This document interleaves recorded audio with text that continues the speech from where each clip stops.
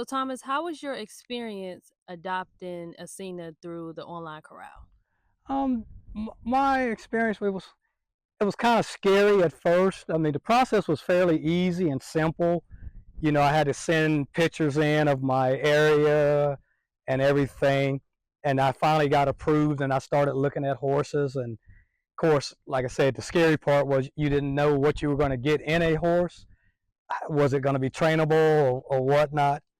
And but overall, I went to pick her up, and I've had a good experience with adopting her. The first couple of days was great. I mean, I turned her loose that evening, which was like a Thursday, and every day, Friday, Saturday, and Sunday, I had a chair in the corral area, and I had her hay in there. And every day, I would move my chair closer to her, and so like by Sunday morning, I actually had the hay bag sitting in my lap, and so by Sunday morning she would walk up to me and would eat out of my lap, and then after that it was all downhill because once she ate out of my lap, I started rubbing her face, and then like the next day I was able to put a lead rope on her and started working with her.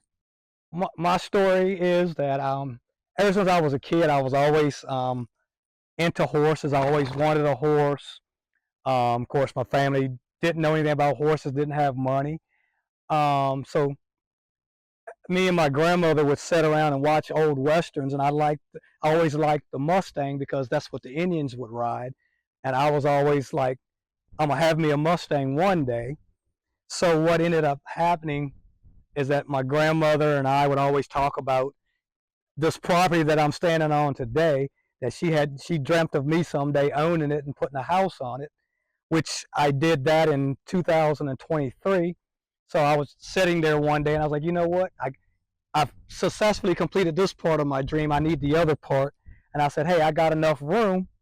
Let me see what I got to do to get a horse. And I started researching and researching. Then I came across the BLM. I remembered I had watched a documentary on it some while back, and I started following it. And I was like, hey, that's a good idea. I can adopt a horse.